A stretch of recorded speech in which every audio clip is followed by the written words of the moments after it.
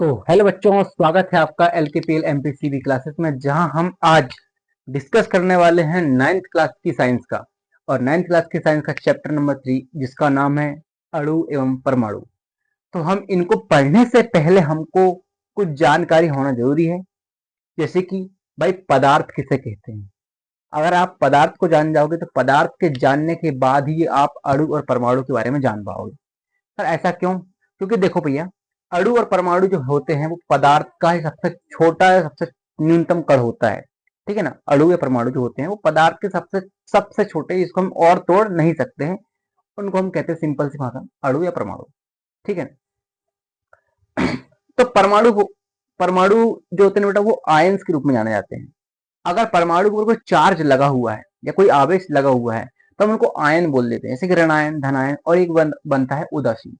अगर कोई धनायन है तो बेटा उसके पास चार्ज ज्यादा है। ठीक है ना। जो ऋणायन उसके पास मतलब चार्ज कम है। इस प्रकार से हम जानते हैं उनके बारे में।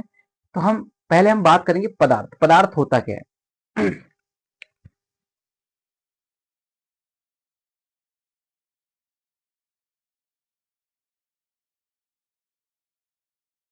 अणु एवं परमाणु। ठीक है ना। अब ये बात तो ठीक है सर। पदार्थ हम बात कर रहे हैं पदार्थ की। पदार्थ को जान जाओगे तो आपको वहां से मैं अणु और परमाणु तक पहुंचा रहा हूँ आपको। ठीक, फिलहाल उसको लेके जा लेता हूँ। तो पदार्थ की बात करते हैं पहले। पदार्थ, ये पदार्थ होते क्या है? सिंपल सी बात है बेटा। जब कोई, क्या ये पदार्थ की बात कर रहे हैं ठीक है ना। जब कोई अणुओं से मिलकर एक बहुत बड़ी संरचना का निर्माण होता है, या परमाणु से मिलकर बहुत बड़ी संरचना का निर्माण होता है, क्या बोलते हैं बेटा? पदार्थ बोलते हैं। ठीक है ना। तो पदार्थ की बात कर रहे हैं अपन। ठीक है ना।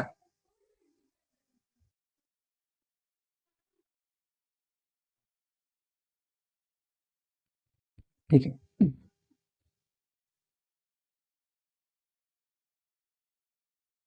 परमाणु या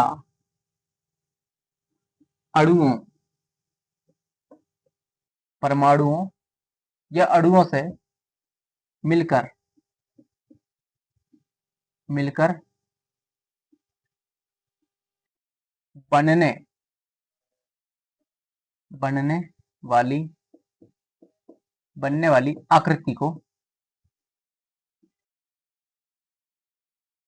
को पदार्थ कहते हैं। आपको यहाँ सिंपल सा दिख रहा है ये अणु और परमाणु। तो पदार्थ का सबसे छोटा न्यूनतम कण क्या कहलाता है? परमाणु कहता है। मतलब कि परमाणु को हम और दो भागों में नहीं तोड़ सकते। परमाणु को हम दो और दो भागों में नहीं तोड़ सकते। ठीक है ना। क्या लिखूंगा? परमाणु को हम और भागों में विभाजित नहीं कर सकते। विभाजित नहीं कर सकते। नहीं कर सकते।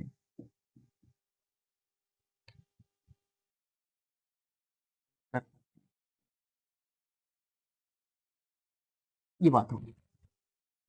ठीक है ना। अब बात करें परमाणु। परमाणु होता क्या है? ठीक है ना। हेडिंग डालेंगे परमाणु। ये कोई पदार्थ मान लो आप यहाँ पे। इस पदार्थ का सबसे कोई छोटा सा, एकदम छोटा सा कण क्या कहलाता है? परमाणु कहलाता है। सिंपल सी बात ये है। तो हम लिखेंगे परमाणु। हेडिंग डालेंगे यहाँ पे परमाणु।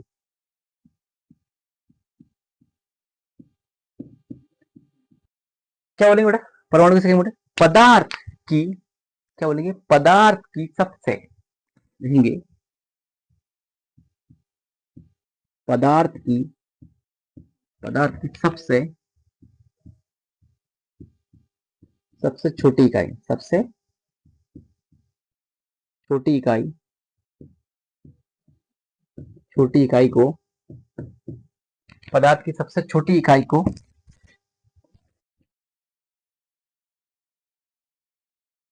परमाणु कहते हैं। पदार्थ की सबसे छोटी इकाई को, जिसको हम इकाई को इकाई को जिसको हम विभाजित नहीं कर सकते, विभाजित नहीं कर सकते,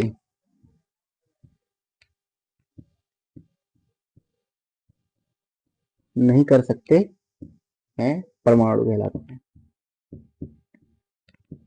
परमाणु या अणु कहलाता है।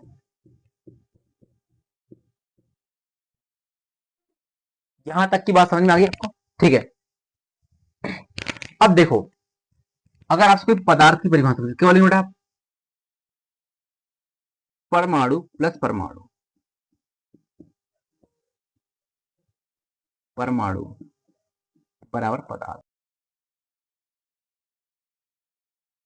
ठीक है ना। लेकिन अब परमाणु की परिभाषा आपको समझ में आ गई होगी कि पदार्थ की सबसे छोटी इकाई जिसको हम विभाजित नहीं कर सकते परमाणु कहलाता है। अच्छा, परमाणु ठीक ठाक है। अब सर आयन क्या है? आयन की बात करते हैं। आयन होते क्या है, ठीक है ना। यहां डालेंगे अपन हेडिंग आयन्स। तो ये आयन क्या है? ठीक है, आप लोगों ने बिजली का झटका लिया होगा बेटा। अरे लिए ही होंगे भैया, क्यों नहीं लिए होंगे घर में? कई बार अपने बचपन में वो हरकत की होंगी, जैसे बैटरी आती थी, वो सेल जो आता था, मतलब कि इसमें लिखा होता था एक प्लस चार्ज माइनस चार्ज, डब्बा टाइप की आती थी वो, इस प्रकार से यहाँ पे दिख रहे होंगे आपको, ठीक है ना। तो इसको अपने करते थे बचपन में, जीभ में लगाते थे और फिर झटका लगता था अपने को, ठीक है। तो उनमें कौन क्या होता है इसलिए आपको झटका लगता है? उसमें होता है आयंस। क्या होता है उसमें? आयन होते इसलिए तुमको झटका लगता है, ठीक है ना। अब जैसे आपके घर में जो लाइट आ रही है, घर में जो लाइट आ रही है, ठीक है, लाइट आती है, उसमें गलती से मान लो तार जहां पर कट होता है उस कट को अपन टच कर देते हैं, ठीक है ना। तो वहां पर टच करते तो अपन को झटका लगता है। तो वो झटका नहीं लगता बेटा अपने को, आयन से। बात समझ में आ गया था? हाँ है ना, आगे भी ना, ठीक है। तो लिखेंगे आयन के बारे में। आयन, जब, यहां लिखूंगा मैं, जब परमाणु में, जब परमाणु में किसी प्रकार, किसी प्रकार का आवेश, आवेश आ जाता है, आ जाता है, तो उन्हें हम, उन्हें हम परमाणु कहते हैं, सॉरी उन्हें हम आयन कहते हैं, आयन कहते हैं। बात समझ में आ गई? जब परमाणु में किसी प्रकार का आवेश आ जाता है तो उसे हम आयन कहते हैं। अब आयन दो प्रकार के, मतलब तीन प्रकार के होते हैं बेटा, ठीक है। फिलहाल उनको बोलते हैं अपन धन आयन। पहला होता है धन आयन और दूसरा होता है बेटा आपका ऋण आयन। ऋण आयन, और तीसरा इनका एक भैया होता है जिसका नाम बोलते हैं अपन, क्या बोलते हैं उसको? उदासीन।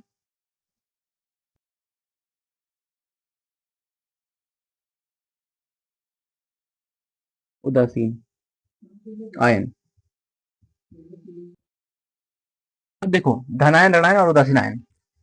अब क्या होता है इसमें, क्या होता है बेटा, इसमें कोई चार्ज होता ही नहीं, मतलब कहने का मतलब होता तो, लेकिन प्लस और माइनस दोनों चार्ज बराबर होते हैं, इसलिए उसको बोलते हैं उदासीन आयन, ठीक है। अब ये सारी चीजें आपको यहाँ पर क्या करना है बेटा, आपको स्क्रीनशॉट लेना है।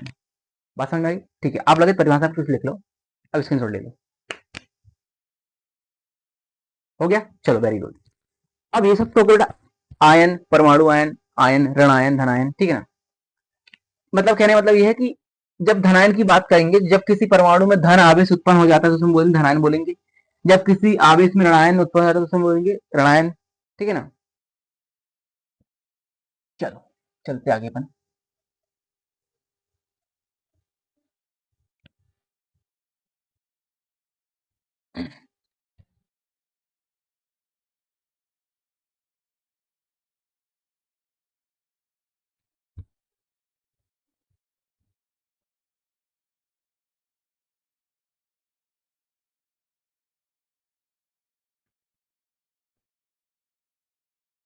अब क्या हुआ बेटा कि जो अणु है, परमाणु है, उनकी खोज करने वालों ने क्या कह दिया भैया, उसकी परिभाषा को दे दिया उन लोगों ने, ठीक है ना।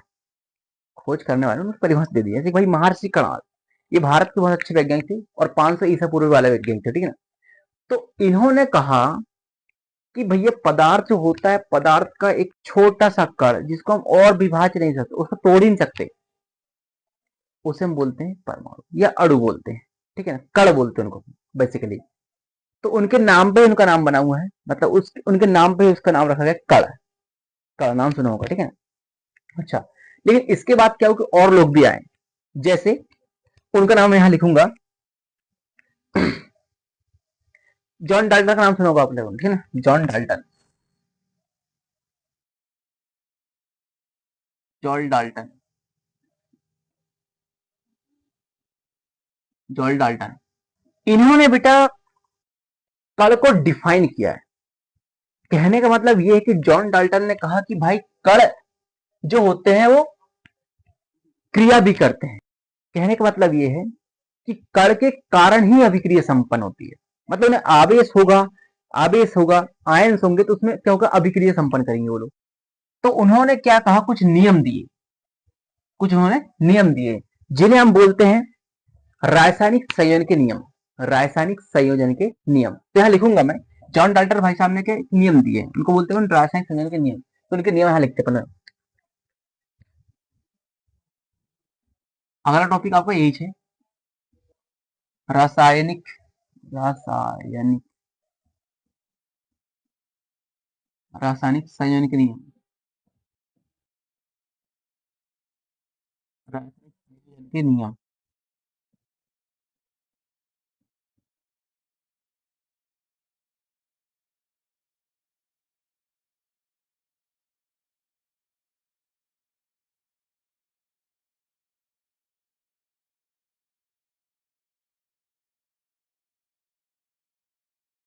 ठीक है, अब हम यहां पर ले रहे हैं, उन्होंने कितने नियम दिए बेटा, उन्होंने दिए 2 नियम। कौन कौन से नियम दिए बेटा उन्होंने, उन्होंने दिए 2 नियम दिए उन्होंने।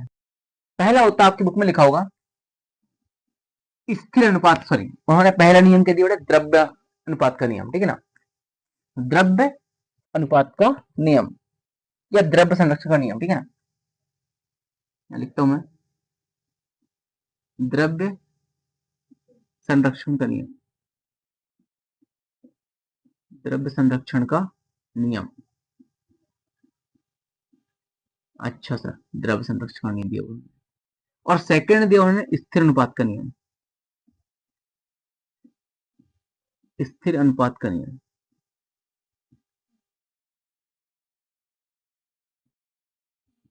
अनुपात का नियम। अच्छा सर, ठीक है। तो पहली बात करेंगे हम किसकी बेटा, द्रव्य संरक्षण के नियम की बात करेंगे। पहले किसकी बात करेंगे बेटा, द्रव्य संरक्षण का नियम की बात करेंगे अपन।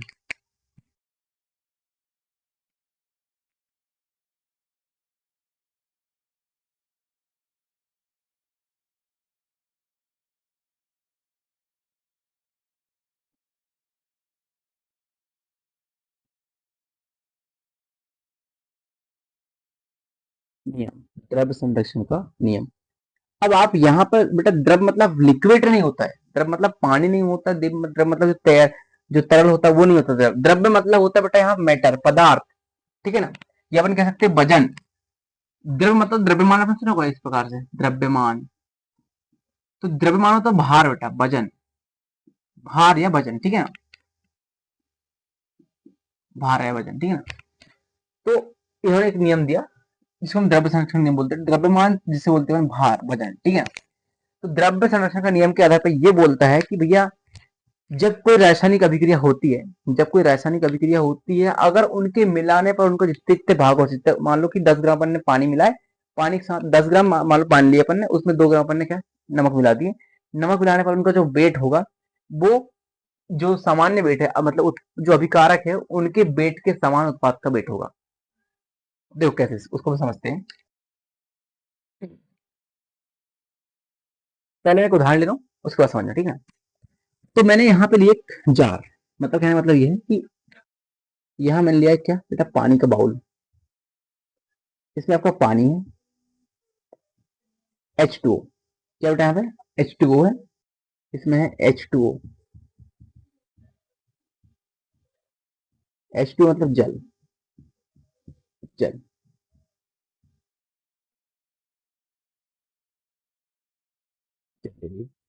अब जल में हमने नमक को डाला,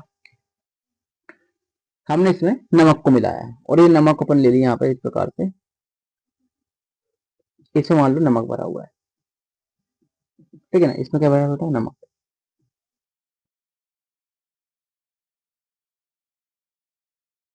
नमक जिसे बोलते हैं NaCl, NaCl, ठीक है ना। अब इसमें जल और नमक जब इसको आपस में मिलाएंगे, आपस में मिलाएंगे, तो ये एक पानी मतलब जो भी आएगा वो नमक का पानी बन के आ जाएगा। तो क्या बनेगा देख लो यहाँ पे, यहाँ ले अपन H2O प्लस NaCl, यही है। रिएक्शन करा देंगे अपन, तो यहाँ पर होता है, इसके पास होता है प्लस चार्ज, +1 चार्ज होता है हाइड्रोजन के पास, इसके पास -2 चार्ज होता है, इसके पास होता है +1, इसके पास -1। ये रिएक्शन करेंगे, क्या बन जाएगा यहाँ पे, यहाँ बन जाएगा NaOH, NaOH प्लस HCl, ठीक है ना। देखो हाइड्रोजन यहाँ पे 2 है, यहाँ पे हाइड्रोजन यहाँ पे 2 है, ठीक है ना। ऑक्सीजन यहाँ पे कितने बेटा, 1 है, यहाँ पे ऑक्सीजन 1 है, ठीक है। अब यहाँ पर NaOH जुड़ा है, ठीक है, चल चल जाएगा।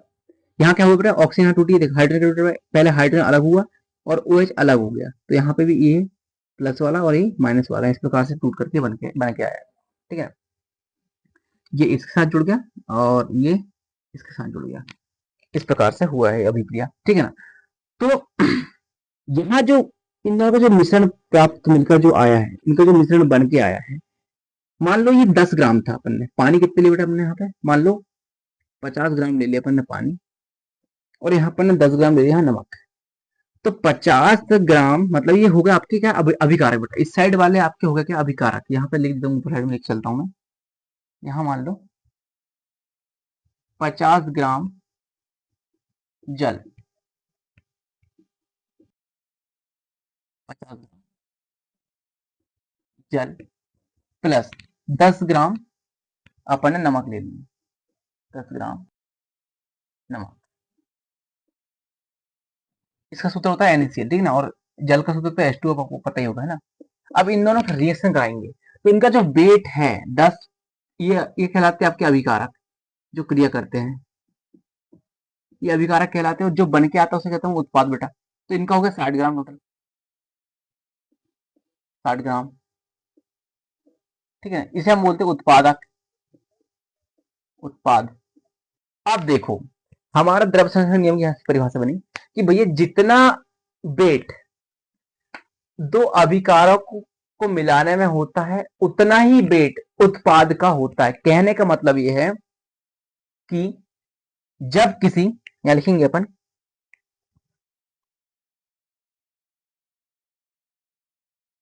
जब किसी, यहां पे लिखूं बेटा इसकी परिभाषा, ठीक है ना, अलग कैसे करूं,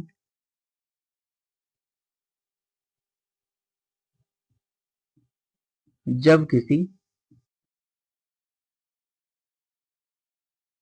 जब किसी,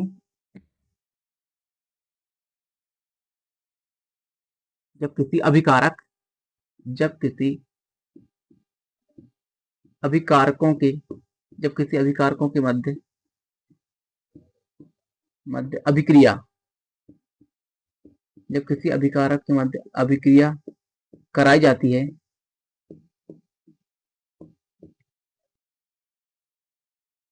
कराई जाती है, तो तो अभिकारक, अभिकारकों का द्रव्यमान, का द्रव्यमान उत्पाद के द्रव्यमान पूरा होता है, उत्पाद के द्रव्यमान के बराबर होता है, के बराबर होता है। ये होता है परिमाण बेटा। उत्पाद के द्रव्यमान के बराबर होता है किसका? जब किसी अभिकारकों के मध्य मध्य अभिक्रिया कराई जाती है तो उनका अभिकारकों का द्रव्यमान उत्पाद के द्रव्यमान के बराबर होता है। ठीक है ना। अब इसकी जो ओरिजिनल परिभाषा है उसको देखो, पहले फिलहाल इसको स्क्रीनशॉट लो फट से। मैं परिभाषा देने वाला उसका द्रव्यमान संरक्षण नियम की परिभाषा। हो गया, ठीक है। चलो यहाँ तो द्रव्यमान संरक्षण नियम बोलता है बेटा, क्या बोलता है कि ना तो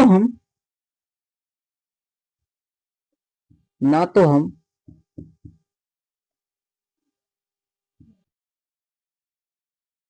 द्रव्यमान को ना तो हम द्रव्यमान को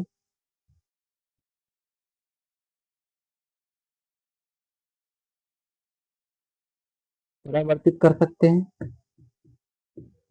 हैं ना ही उसको नष्ट कर सकते हैं, उसको नष्ट कर सकते हैं।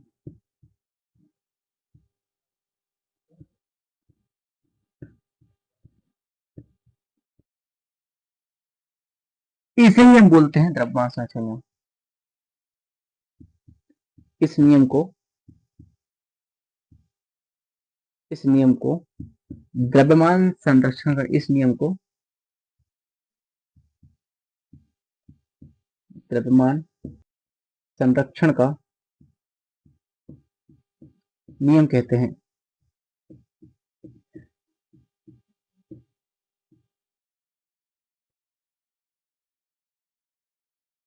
जैसे भैया, जैसे मान लो तुमने 40 ग्राम पानी में 20 ग्राम शक्कर मिला दे। अब मिलाने के बाद तुमने उसको शरबत बना के पी रहे हैं। अब पीने हैं 40 ग्राम वो होगा और 20 ग्राम शक्कर मिलाए घोल बना दे। आप शरबत बनाकर जबरदस्त तरीके से पिए आपने। आप पीने के बाद जो है वो 40 प्लस 20 60 ग्राम हुए। का तुमको लग रहा हो कि वो 150 ग्राम हो जाए, 300 ग्राम हो जाए, नहीं होने को ना भैया।